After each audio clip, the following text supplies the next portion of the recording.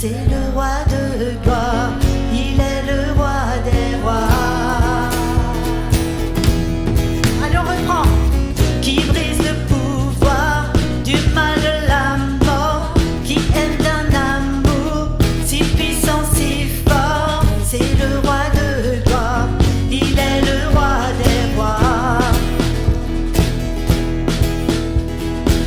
Qui secoue la terre par un saint tonnerre, qui nous émerveille par tant de mystères, c'est le roi de gloire, il est le roi des rois. Quelle grâce incomparable, quel amour infini, que tu aies pris ma croix, que tu sois mort pour moi. Oh, tu as payé le prix pour qu'enfin je sois libre. Oh, Jésus, je te chante pour ce que tu as fait. Oh mon Jésus, Jésus, je te chante pour ce que tu as fait. Qui ramène la paix dans la confusion, qui rend l'orphelin un enfant bien aimé, c'est le roi de gloire, il est le roi des rois. Qui règne sur les peuples dans la vérité, brille comme le soleil de tout son éclat, c'est le roi de gloire, il est le roi des rois. Quelle grâce incomparable, quel amour infini, que tu aies pris ma croix, que tu sois mort pour moi. Tu as payé le prix pour qu'enfin je sois libre. Oh Jésus, je te chante pour ce que tu as fait. Oh Jésus, Jésus, je te chante pour ce que tu as fait. Jésus, je te chante pour ce que tu as fait.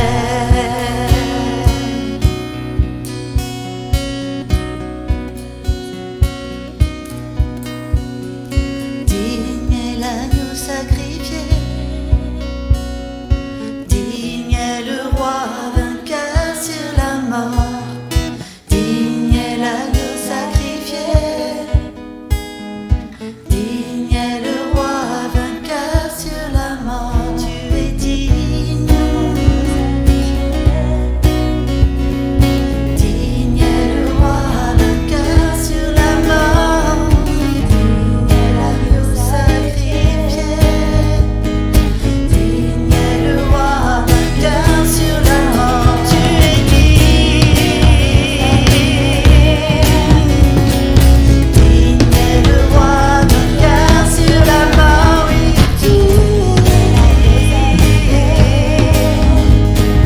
digne est le roi vainqueur sur la mort, digne, tu es digne,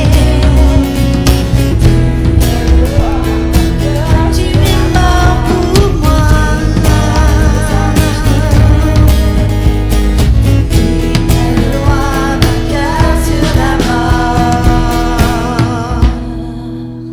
Quelle grâce incomparable, quel amour infini, que tu aies pris ma croix, oui tu es mort pour moi. Oh, tu as payé le prix pour qu'enfin je sois libre. Oh Jésus, je te chante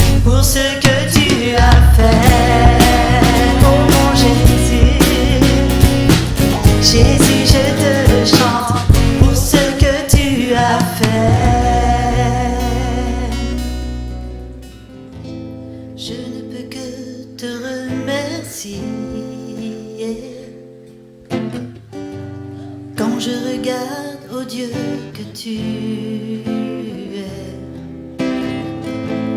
irréprochable et juste en tout temps. Ton amour couvre toutes nos fautes. Qui pourrait contredire?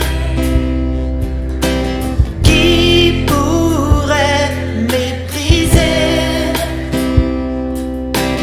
Qui oserait affronter un Dieu si grand?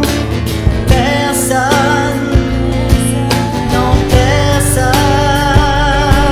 Oh quelle grâce, oh quelle grâce de vivre pour toi. Oh quelle grâce de vivre en ta présence. Oh quelle grâce d'être avec toi. Oh quelle grâce de chanter tes louanges.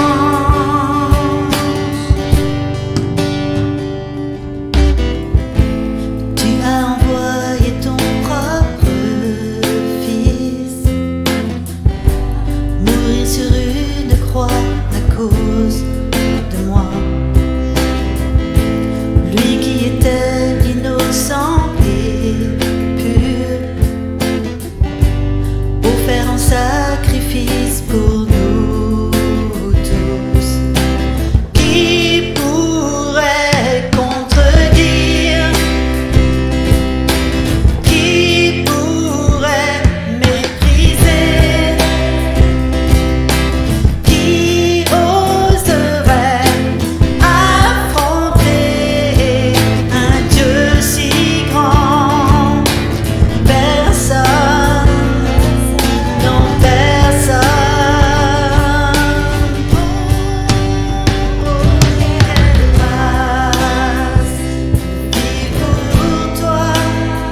Oh quelle grâce de vivre en ta présence. Oh quelle grâce d'être avec toi.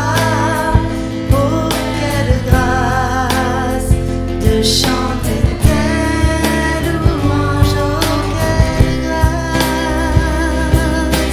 oh d'être avec toi, Seigneur, d'être en ta présence. Oh quelle grâce d'être avec toi. Oh quelle grâce de chanter tes louanges.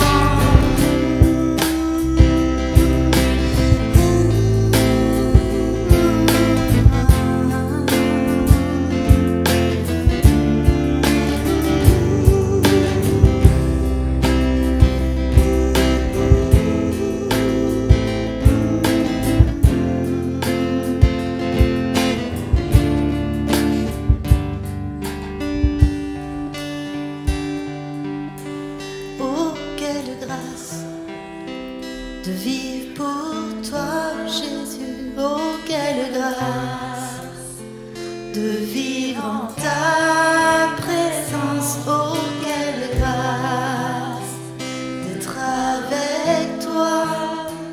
Oh quelle grâce de chanter tes louanges. Oh quelle grâce, oh quelle grâce, oh quelle grâce de vivre en ta présence. Oh quelle grâce.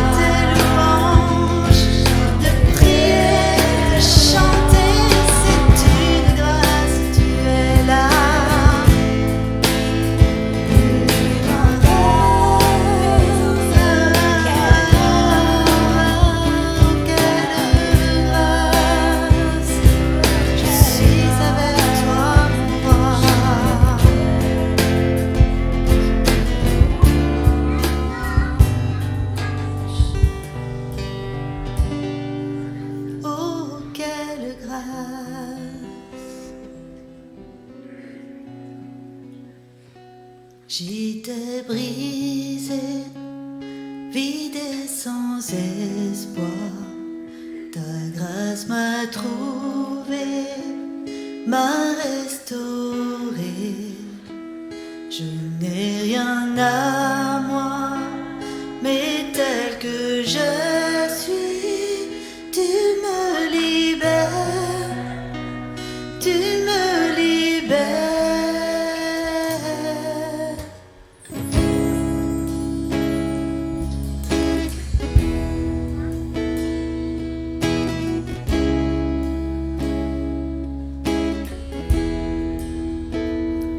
J'étais brisé, vide et sans espoir. Ta grâce m'a trouvé, m'a restauré. Je n'ai rien à moi, mais tel que je suis, tu me libères, tu me libères. Grâce infinie de notre Dieu qui un jour m'a sauvé. Oh, oh, oh, j'allais errant de lieu en lieu quand tu m'as retrouvé. Et maintenant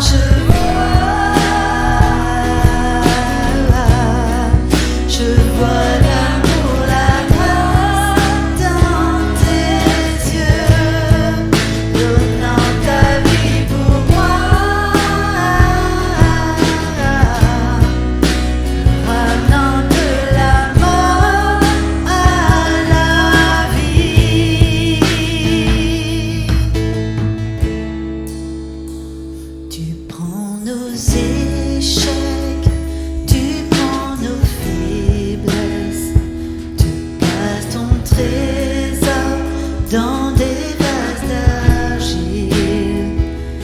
Prends mon cœur, Père, je veux te servir pour que tout soit ta vie en moi. Grâce infinie de notre Dieu qui un jour m'a sauvé.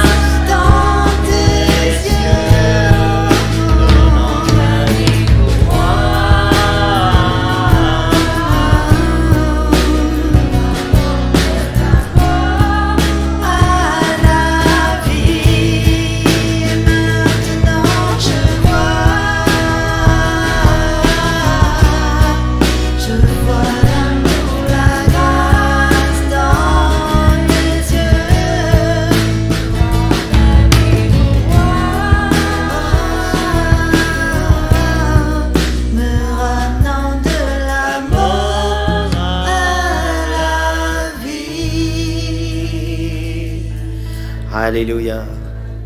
Alléluia, on proclame. Oh, quelle grâce! Je sais que Jésus vit en moi. Oh, quelle grâce! Vous vous souvenez, Papy, Mamie Lorraine? C'est de servir un Dieu vivant et si puissant.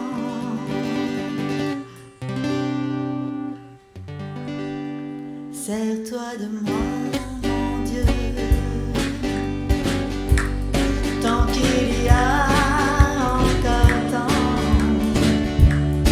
à témoigner, mon Dieu, que ta parole est la vérité.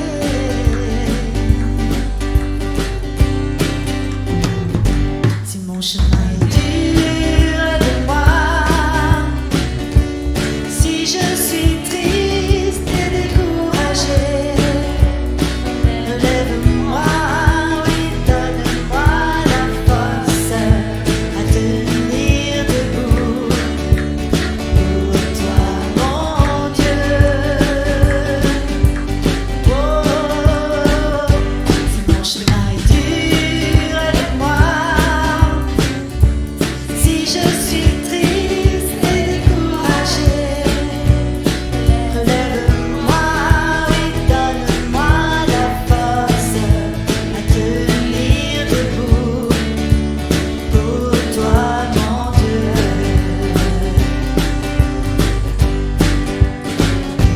Rien ne pourra m'arrêter, non, ni les problèmes, ni les difficultés. À servir Dieu vivant et si puissant, maître de ma vie. Si mon chemin est dur de moi, si je suis triste et découragé, relève-moi, oui, donne-moi la force à tenir debout pour toi, mon Dieu. Avec moi, si mon chemin est dur de moi, si je suis triste et découragé, relève-moi, oui, donne-moi la force à tenir debout pour toi, mon Dieu. Allez, à vous. Si mon chemin est dur de moi, si je suis triste et découragé, relève-moi et donne-moi la force à tenir debout pour toi, mon Dieu.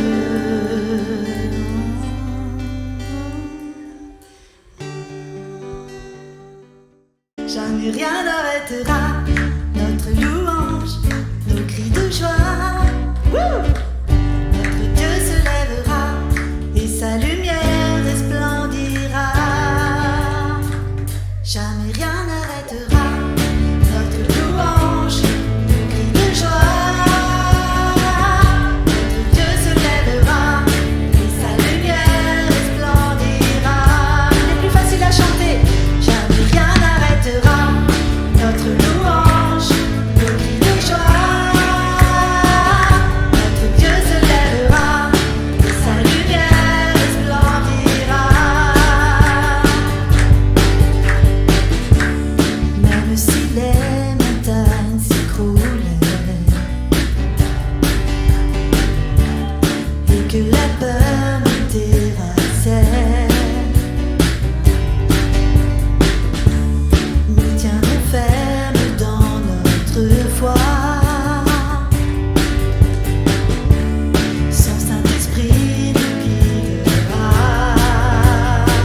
Jamais rien n'arrêtera notre louange, nos cris de joie. Lumière resplendira.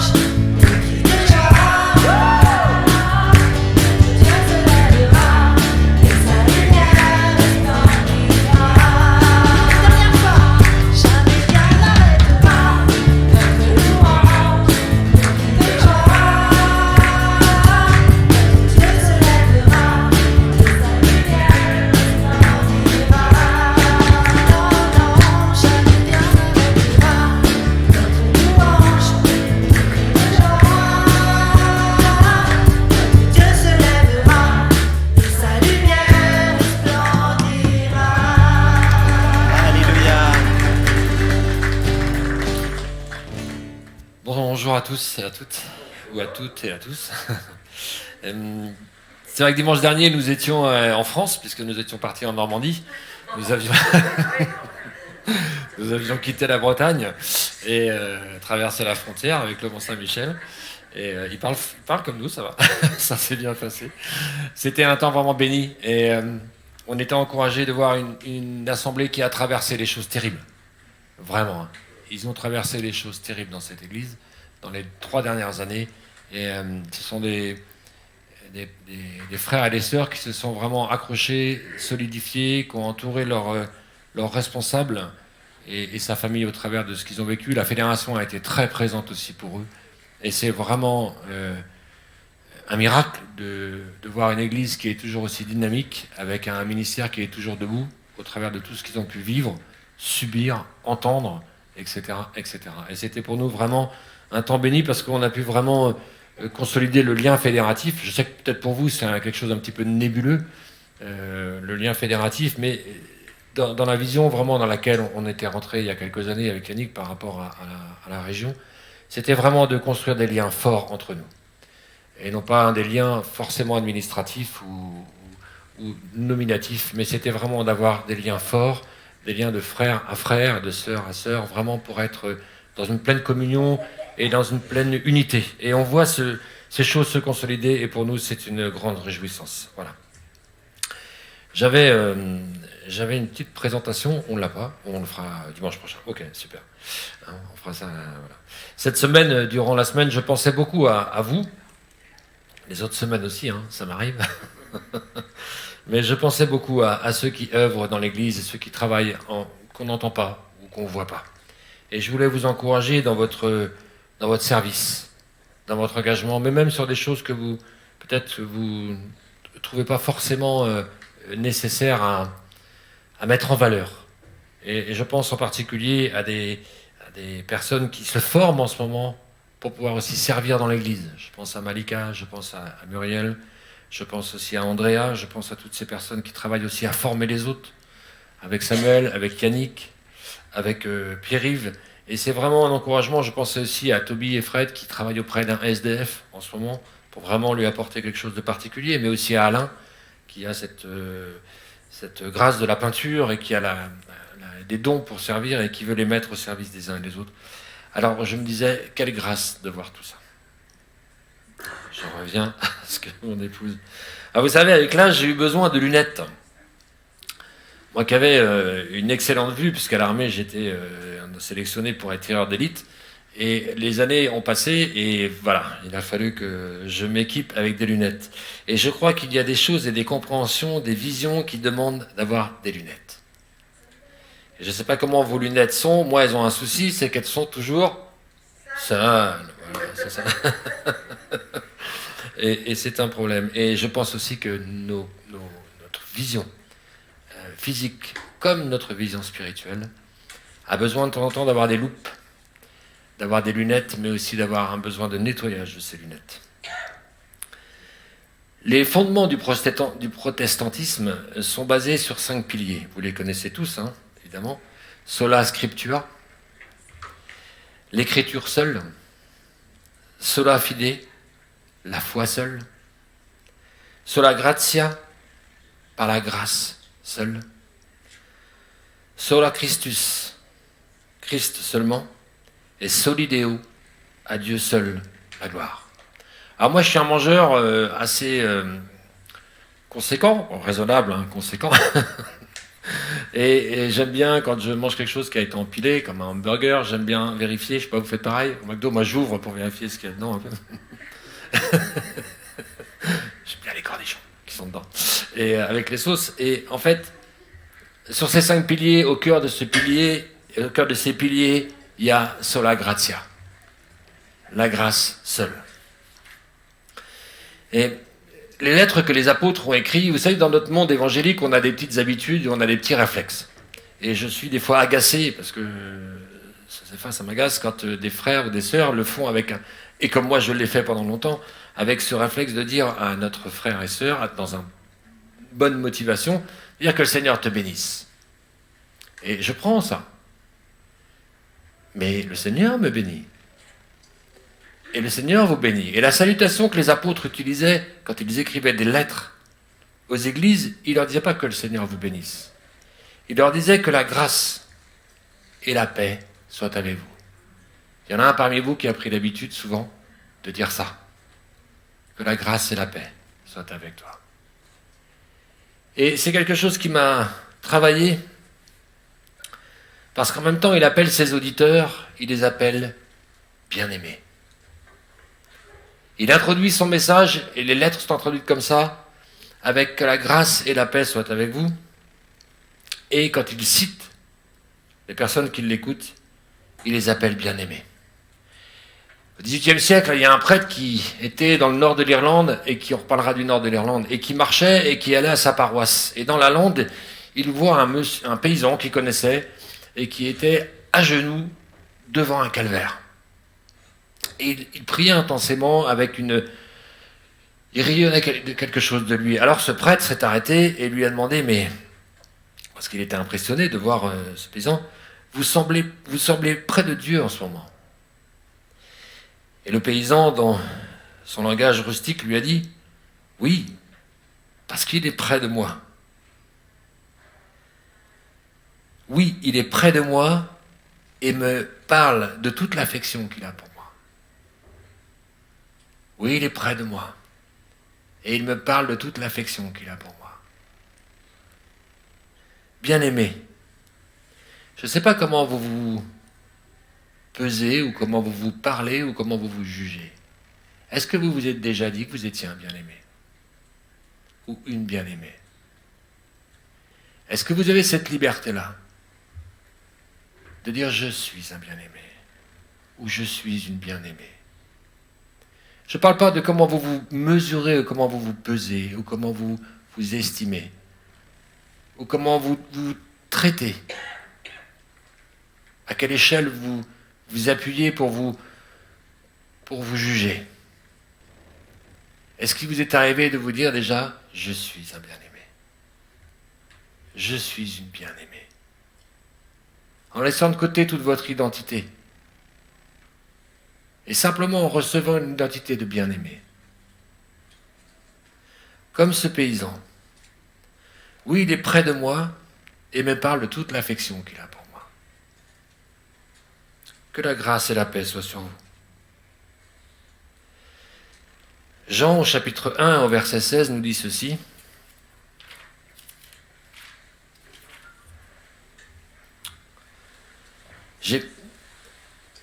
Au verset 16 et pas 32. Et nous avons tous reçu de sa plénitude et grâce pour grâce. Car la loi a été donnée par Moïse, la grâce et la vérité sont venues par Jésus-Christ. Et nous avons tous reçu, sauf toi. Nous avons tous reçu, tous, sa plénitude et sa grâce pour grâce. Pourquoi il y a cette répétition? Parce qu'il y a la grâce du salut qu'on reçoit et il y a la grâce du quotidien de se sentir bien aimé. Parce que c'est une grâce. Merci Laurine, de ta patience et de ta bienveillance. Parce que j'arrive toujours en retard et je lui donne toujours les références en dernier. C'est pas, tu les as pas là, du coup? Ok. Non. L'évangile de Jean, chapitre 1, verset 16. Ok, super. Et nous avons tous reçu sa plénitude et grâce pour grâce. On a une clé USB avec une première photo, normalement, avec le tableau. Vous connaissez tous, hein? Paolo Veronese. Non, ok, moi non plus, je ne le connaissais pas. Paolo Veronese, c'est un artiste, enfin, je connaissais son tableau, vous devez le connaître, hein, certainement. Ce tableau, il est exposé aujourd'hui depuis 150 ans au Louvre. Alors là, c'est une version un petit peu modeste, parce que l'original fait 9 mètres par 7 mètres 60. Vous imaginez la toile. 9 mètres par 7 mètres 60, 2 fois et demi la hauteur du plafond ici, sur presque la longueur de la salle. Et c'est un tableau qu'il a réalisé en 3 mois. Et Paolo Veronese, en 1562, quand il a réalisé ce tableau, son œuvre était exceptionnelle, elle est restée exceptionnelle. Depuis 150 ans, des millions de personnes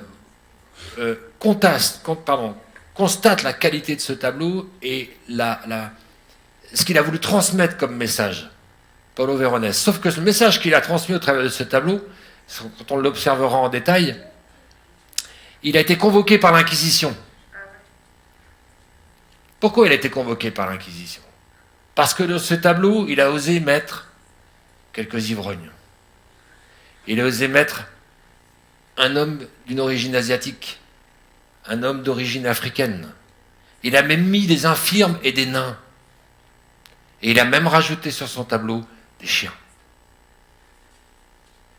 L'Inquisition voulait avoir un tableau qui représentait la scène selon leur idée. Paolo Veronese l'a fait selon ce que l'Écriture lui avait enseigné. Qu'aucun n'était exclu de la grâce et du salut. Même le plus vil. Même sur ce tableau, il y a un homme qui saigne parce qu'il a dû prendre des coups. Il saigne du nez. Parce qu'il y avait des gens qui avaient abusé de l'alcool. Parce qu'il y avait des moins que rien. Parce qu'il y avait des gens sales. Des gens qui sentaient mauvais. Et Paolo Veronese avait la conscience que la grâce était offerte à tous. Parce qu'on peut se refuser la grâce en se jugeant soi-même. Parce que si tu n'entends pas ce matin le Seigneur qui te dit bien-aimé, bien-aimé, comment tu veux recevoir ma grâce si tu n'as pas ce cœur-là? C'est parce que toi tu juges, mais c'est comment le Seigneur te regarde qui compte. Alors Paolo Veronese a scandalisé les gens de son époque. Je vais vous dire pourquoi. Parce que le message de la croix scandalise. Parce que le salut accessible à tous, au moins que rien, scandalise toujours nos cœurs. Parce qu'on pense qu'il faut toujours être le meilleur.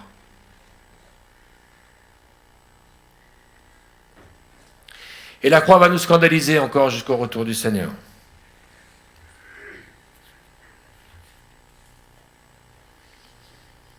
Alors depuis 150 ans, le témoignage et la persévérance de Paolo Veronese, j'en suis convaincu, a touché des milliers de personnes. Le musée du Louvre, c'est le musée le plus visité au monde. Ça veut dire que ce message est vu par le plus grand nombre. Amen. Et elle est en face de la Joconde. Et il est en face de la Joconde, tout à fait.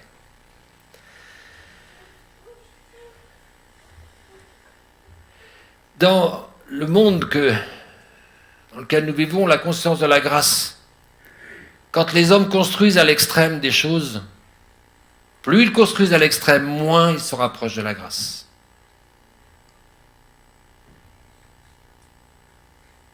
Plus l'excellence est manifestée, est louée, plus la richesse est adorée, plus la grâce est manifestée, plus le plus petit est considéré. Le plus pauvre est considéré. Vous remarquerez que dans les lettres, à chaque fois à l'introduction, il n'est pas dit que pour certains, vous soyez appelés bien-aimés.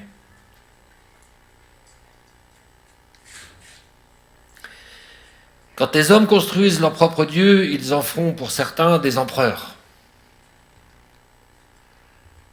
L'homme déifié. Dans le film Le Dernier Empereur, qui nous montre comment en Chine et dans d'autres pays, l'empereur était déifié.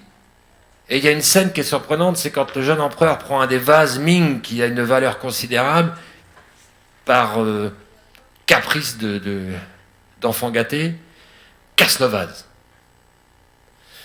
Et en cassant ce vase, c'était pour les Chinois quelque chose de terrible, d'impardonnable. Alors vous savez quelle était la réaction de la cour? Le chef des soldats a pris un des soldats qui était là en train de monter la garde, il l'a amené, traîné devant l'empereur, et il l'a frappé. Il l'a battu à mort, pour que la faute de l'empereur tombe sur ce soldat, qu'on ne puisse pas toucher à l'empereur qui était considéré comme un dieu. Moi, je sers un Dieu qui, quand j'ai cassé le vase, est venu pour recevoir les coups à ma place. Parce qu'il m'appelle bien-aimé. Parce qu'il m'appelle bien-aimé. Dites ça à votre cœur. Dites-le dans votre cœur. Les sociologues ont une théorie de l'être miroir. Je ne sais pas si vous connaissez cette théorie. Vous devenez ce que la personne la plus importante dans votre vie pense de qui vous êtes. Je répète parce que les sociologues, des fois, ils nous parlent d'une certaine façon qui ne sont pas toujours très évidentes. Vous devenez ce que la personne la plus importante dans votre vie pense de qui vous êtes.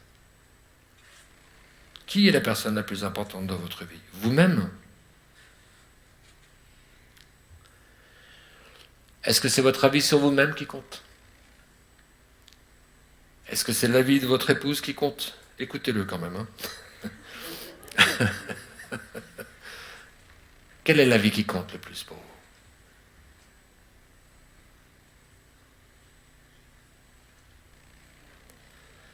De quelle manière ma vie changerait si je considérais vraiment l'amour que Dieu a pour moi? Si dans mon oreille résonnait souvent, bien-aimé.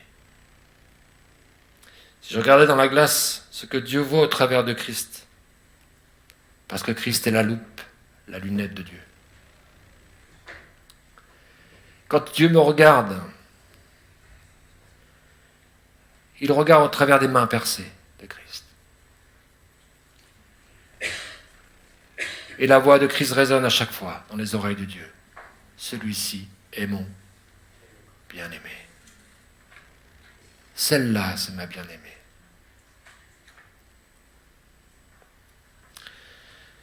C'est bon les lunettes, hein quand on s'en sert.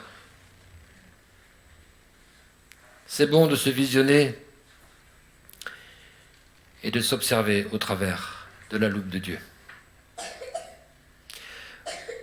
Dans le royaume que mon Seigneur m'a exprimé, je ne suis pas attendu pour ce que je fais.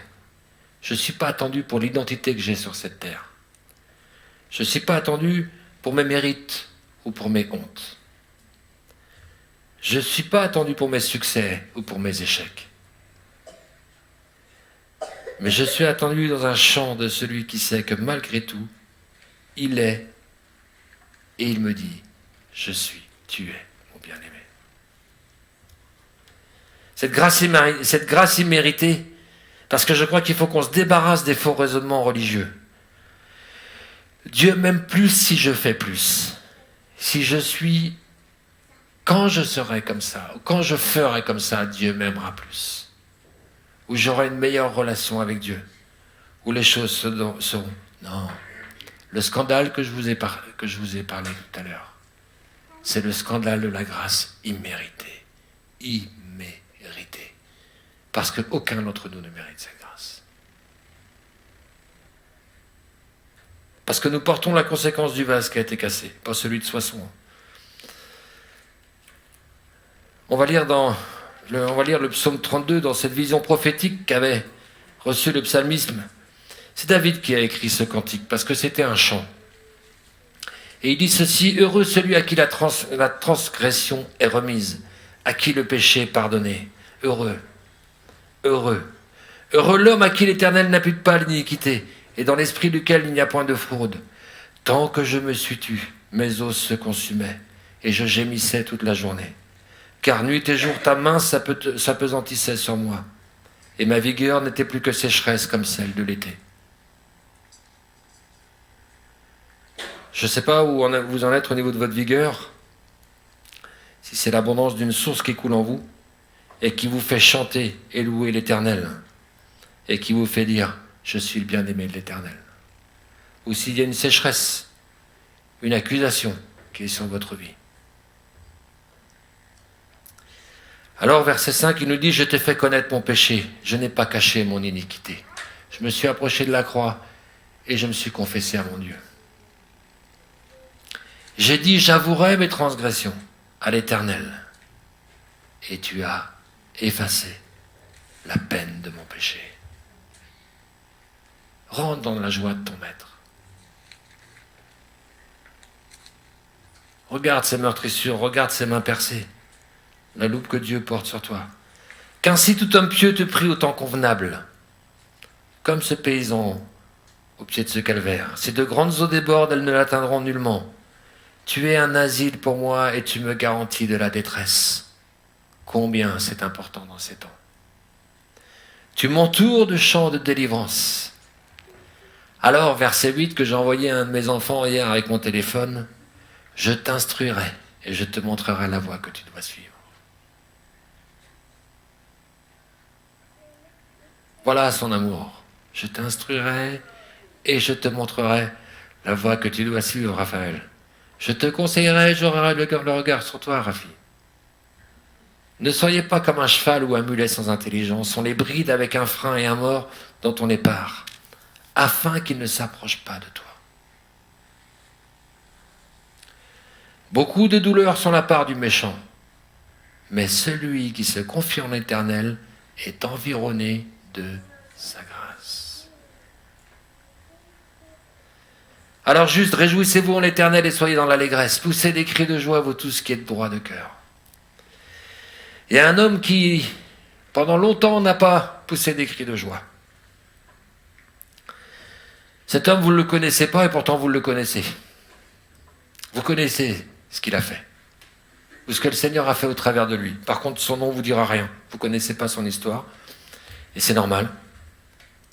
Parce qu'il est un peu tombé dans l'inconnu, cet homme.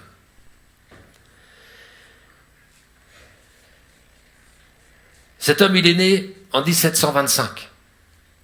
Dans un quartier de Londres. Et il est devenu... Ah, j'aimerais bien si on peut m'envoyer, s'il te plaît, Mimi. J'ai besoin de 2 enfants.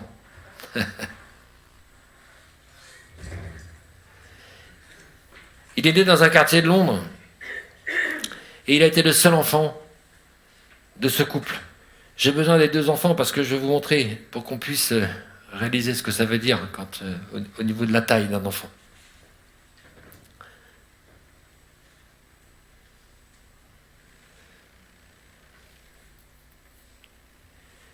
John Newton, ça vous dit quelque chose? Isaac Newton, ça vous dit quelque chose? John Newton, ça vous dit quelque chose? Non, c'est normal. Alors je vais vous raconter son parcours. Cet homme-là a eu une attitude dans sa vie, il a eu plusieurs vies en une seule. Et il a traversé des choses terribles. Mais il s'est infligé des choses terribles. Venez les enfants, juste quelques instants. N'ayez pas peur. Hein. Merci, c'est gentil d'être venu. C'est quelques instants. Il a perdu sa maman, il avait l'âge de Jorim. Et il s'est retrouvé baladé, vous voyez, un enfant comme ça, qui a été baladé de foyer en foyer, où il a été violenté, martyrisé. Venez avec moi dans la caméra, parce qu'il faut que... Est-ce que là, ça va ou faut qu'on monte sur le... C'est pratique, la technique. Hein. Excuse-moi, Elie. Voilà.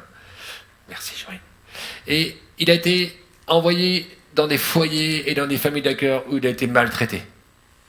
Son père était trop occupé pour s'en occuper, et à l'âge de 11 ans, alors, on triche, hein. Luna, en fait, elle a la taille largement d'un enfant de 11 ans, mais elle a 9 ans, voilà. Faut dire la vérité. Voilà. Et à 11 ans, il a été embarqué sur un bateau pour aller à la pêche et servir comme mousse à 11 ans. Merci les enfants, c'est super. Pour vraiment réaliser comment on peut être perméable à cet âge-là, comment on peut encaisser des coups. Et il est devenu un enfant insupportable. Et quand je dis insupportable, vous allez voir comment il a fonctionné.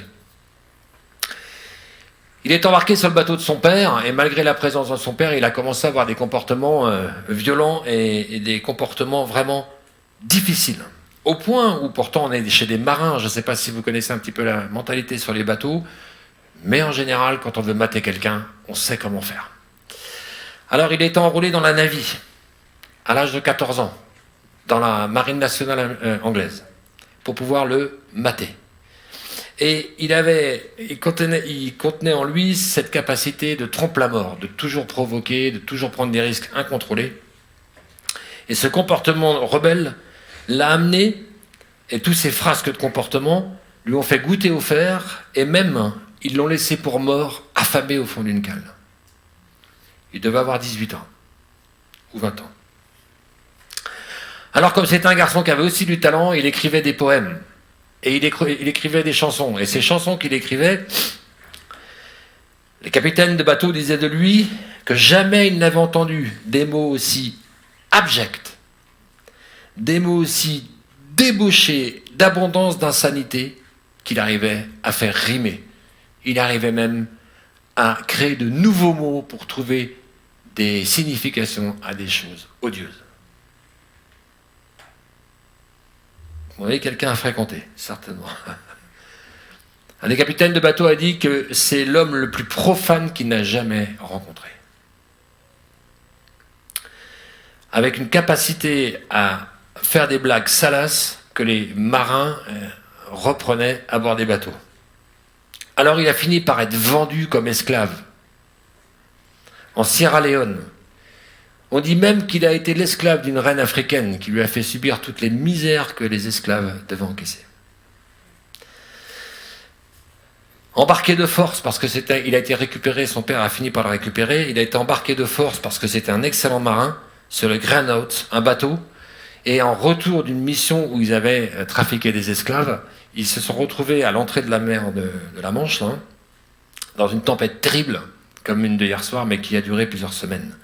Et dans cette tempête, à un moment donné, quand il remontait vers l'Irlande, il a fallu qu'il s'attache sur le pont avec le capitaine, parce qu'autrement, il perdait des marins qui passaient par-dessus bord. La tempête a duré 15 jours. 15 jours. 15 jours en mer. Il y en a qui ont navigué parmi nous. 15 jours, ouais, c'est énorme. C'est énorme. Mais les bateaux ne pouvaient pas avancer comme... c'était sans moteur. Hein. Et ils se sont retrouvés à tout affaler avec le matériel cassé. Et au bout de 15 jours, ils se sont retrouvés dans un port en Irlande du Nord. Je ne sais plus, j'avais noté le nom du port, mais on s'en fout. Hein. On s'en fiche, pardon. Et il a barré pendant 11 heures, il nous a dit qu'à un moment donné, il a barré pendant 11 heures sans arrêt, sans manger, sans boire, et le capitaine était à côté de lui, attaché aussi, et il a dit au capitaine ceci: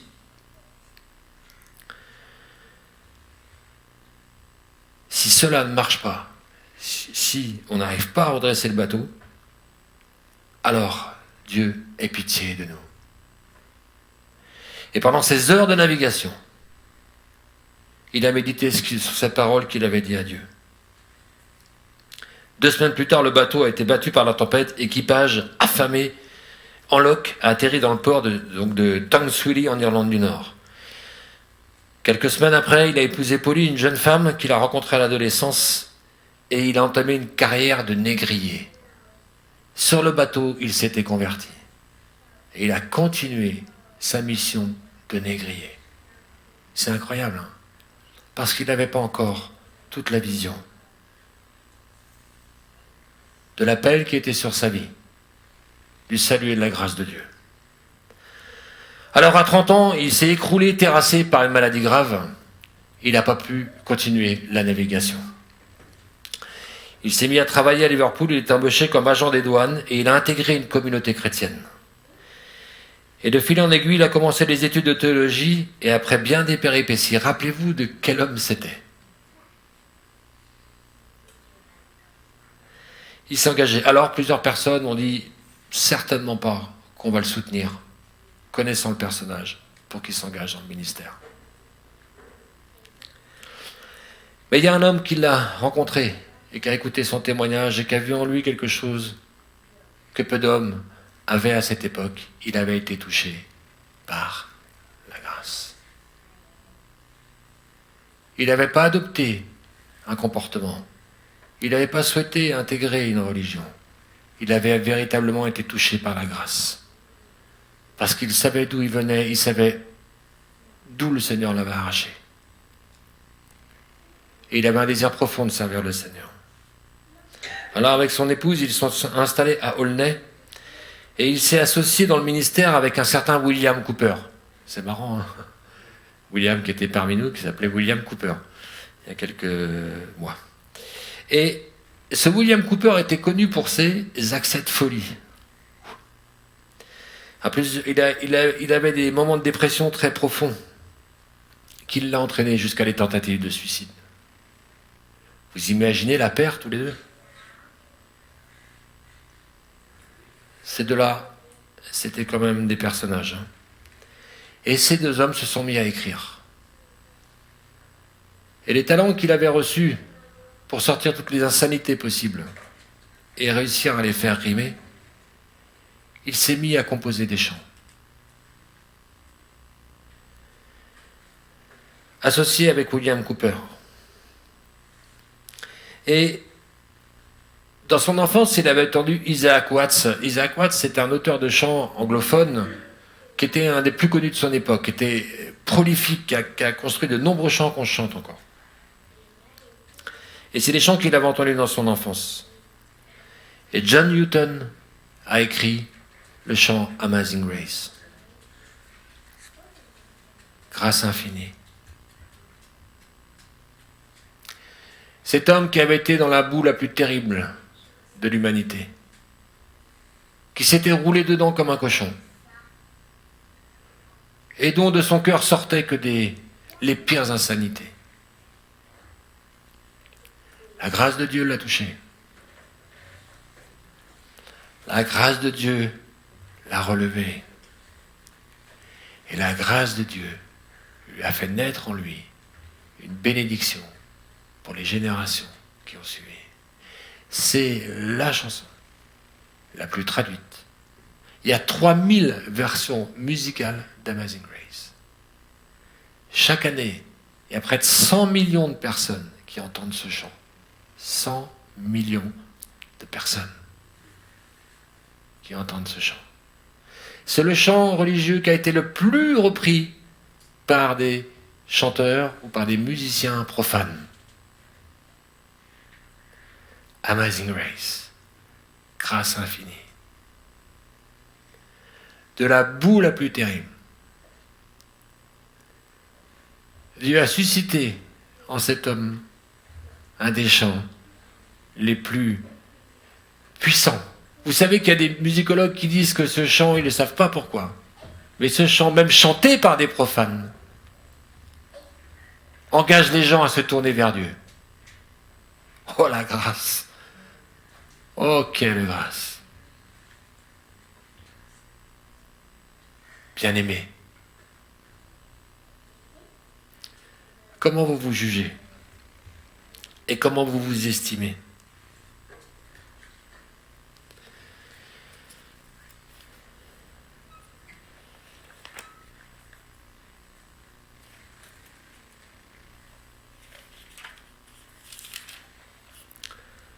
Comment vous freinez les dons et les talents que le Seigneur vous a donnés en vous jugeant mal,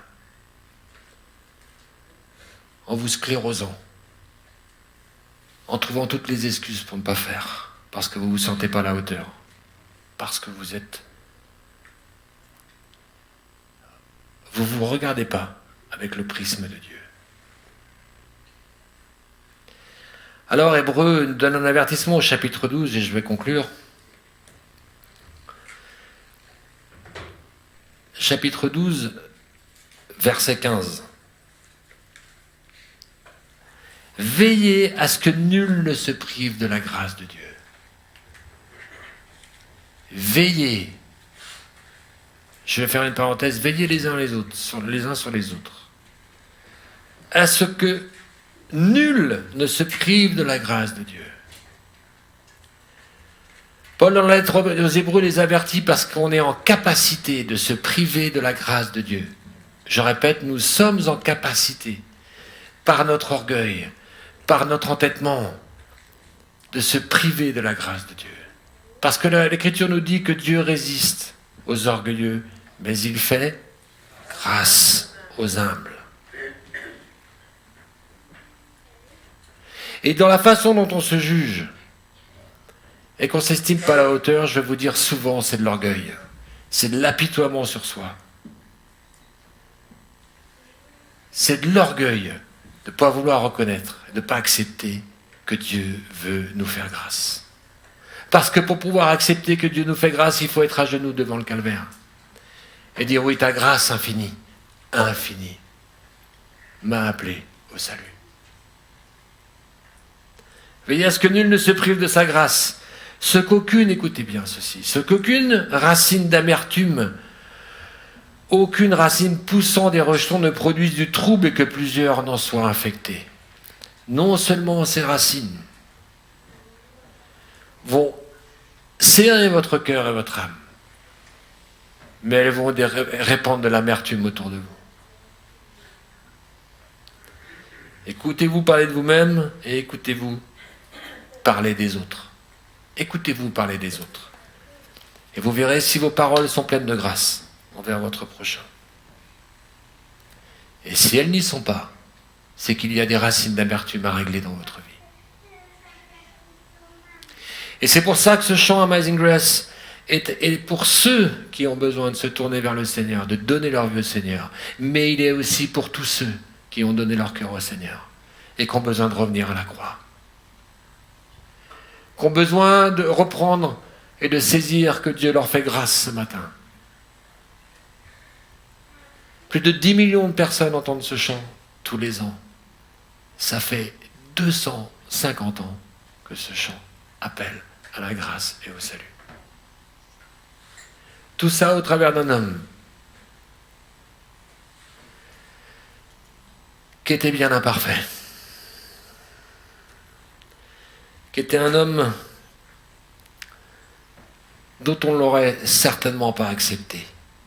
Et je ne sais même pas si je l'aurais accepté dans mon propre entourage. Je ne suis pas sûr que je lui aurais fait grâce. Parce que j'ai encore cette capacité de plus juger que de faire grâce. Et c'est pour ça que j'ai besoin de saisir de plus en plus la grâce de Dieu pour faire grâce à mon prochain. Amen. Le hamburger que je vous ai parlé, dans ces 5 piliers, celui qui est au milieu et qui relie les 4 autres, c'était quoi? C'était sola gratia. Parce qu'on peut avoir l'écriture sans la grâce. C'est de la religiosité. On peut avoir la connaissance, on peut connaître Christ sans saisir la grâce. On n'est pas en communion avec lui. On peut avoir une vision de Dieu et être religieux sans la grâce. Ce n'est pas le message de mon Seigneur. Je vais vous demander d'incliner vos têtes avant qu'on puisse chanter ce chant.